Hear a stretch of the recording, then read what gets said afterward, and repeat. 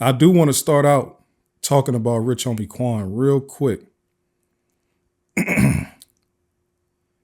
I want to talk about Rich Homie Quan real quick. Let me share. I'm sharing right now, y'all. Excuse me.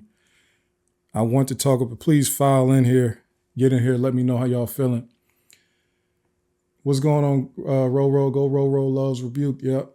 Yeah, I was a little bit late because I was getting my clips. Because today, the week that we just had, and mostly I'm going to focus on what we just seen on Friday. I got clips from today because what we just seen today and how we have to break it down needs clips. We need to discuss this. Okay, so that's the reason I was taking so long to go live. Today needed clips. All right. Give me a second. Let me finish sharing this. Let me finish sharing this and then we can get right into it. How y'all feel about the unfortunate passing of Rich Homie Quan? I know it's in Atlanta. I don't know where everybody else is at, but in Atlanta, this is a very, very, very serious and unfortunate event. You know, the reports, the first place that I seen the report come out was Thugger Daily. The Thugger Daily from this that's been following the YSL trial. They posted that they heard that they got some type of news that Rich Homie Quan had passed it due to an overdose. That was the first report that I seen anywhere. They posted that. Then I went on IG. I went on a couple other social medias, and I didn't see anybody else posting about it. So then he went or they went and did some background digging, and they got verification from people close to Rich Homie that it was a bad pill that he had taken, and that the rumor was true that he actually did pass away. So rest in peace to him. That was very unfortunate.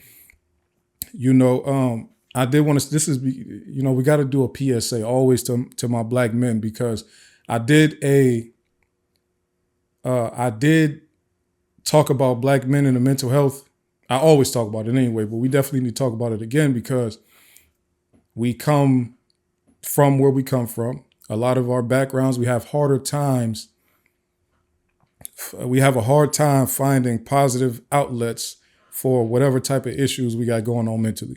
So we look for different coping mechanisms.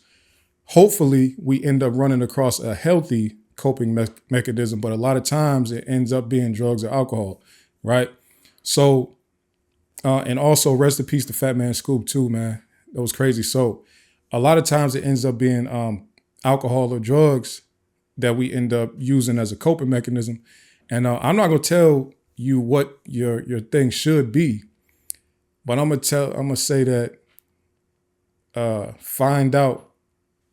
I'm not gonna say black men need to go to therapy, but I'm gonna say that you need to find that thing that's therapeutic for you. I wouldn't say I've completely found something that's right for me, but I do have different things that I could do to like occupy my time. That's what I kind of do.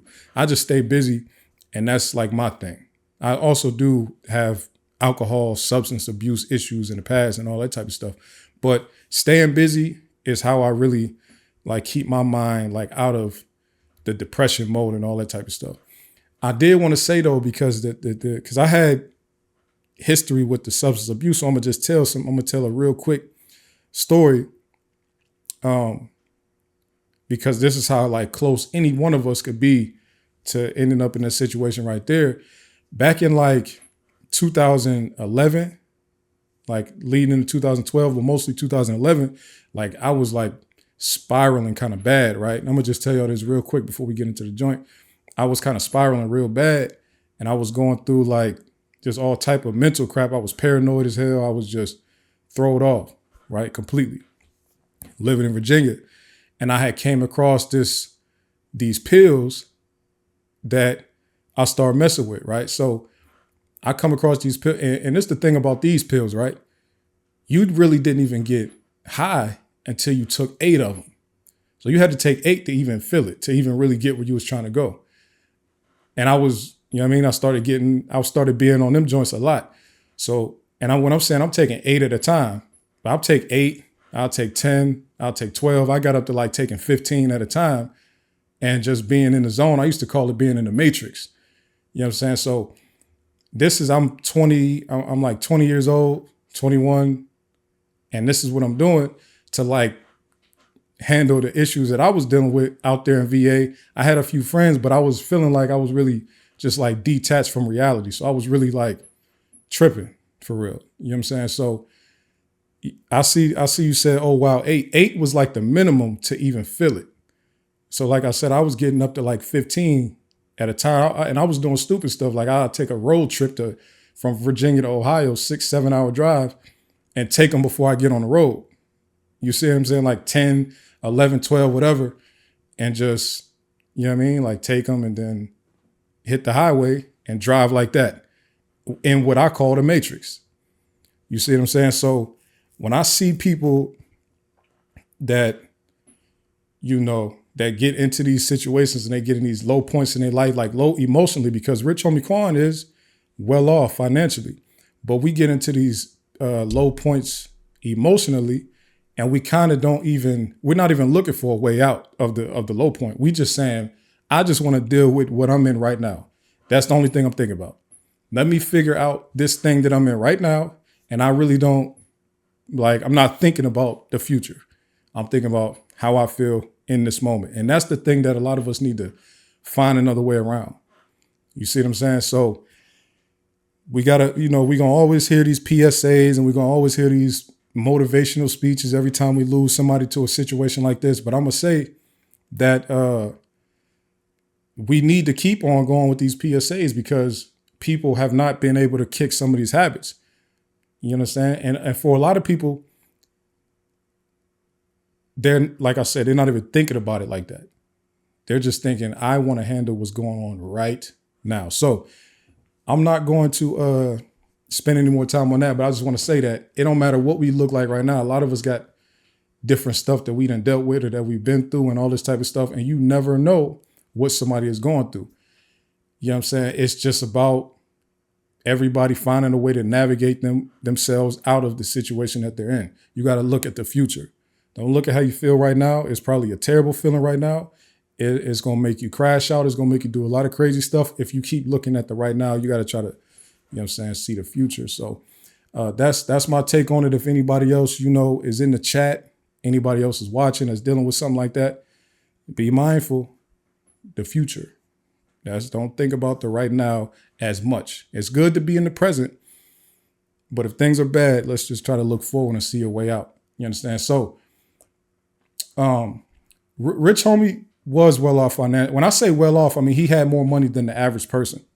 I don't know if people realize that when a lot of artists, especially artists that had a lot of hits, even during a certain period, if their run was in a time period, even after that, they can continue touring. Even if we don't see them on TV, on the radio, anything like that, they continue touring well beyond when those hits are no longer on the radio. They do those like other countries. They do smaller venues. They do a lot of festivals. They do a lot of pops-ups at radio. When radio stations do like those birthday bashes and stuff like that. Artists like Rich Homie Quan tear those markets up. They tear the college scene up. Rich Homie Quan had plenty of songs that could get him a good 20 to 30 minute set at any birthday bash anywhere in this country. I'm being real, being dead serious, especially across the American South. So definitely think that he was still able to, at minimum, go out and get 10,000 a show. Just think if you can make 10,000 on Friday, Saturday, Sunday, that's well off. So if you can make 10, 20, 30,000 in a weekend, you're doing pretty good for yourself. And that's him coasting. You know what I'm saying? That's him not doing anything else during the work week. So yeah, I definitely think he was well off. He was for sure solid. Now, let's get into the listen, if y'all, I know a lot of y'all wasn't watching my podcast. In 2022, I rank music at the end of every year. My favorite song of that year was a Rich Homie Quan song, 2022. So he still was making good music right now. This was completely an accident. He wasn't trying to commit suicide, nothing like that. He had a bad encounter with the drugs. So that's what happened. He was still making good music, for sure. So thank y'all for the good, kind words up in the in the chat. T-Dub, chances the trial stressed him out. stressed him out more to take those pills? No, because Rich Homie Quan has been vocal over the years about how he had been addicted to like pills and stuff like that. So I don't think it had anything to do with the trial. It was just him doing something that he was addicted to.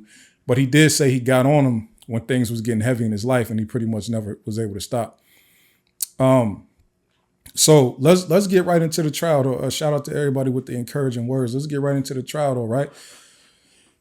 And like I said, Friday, I believe, after we watched Friday today, it was the most important day of the week. So that's the day that I'm going to give the most time to. Let's breeze past the rest of these days. Monday was Labor Day.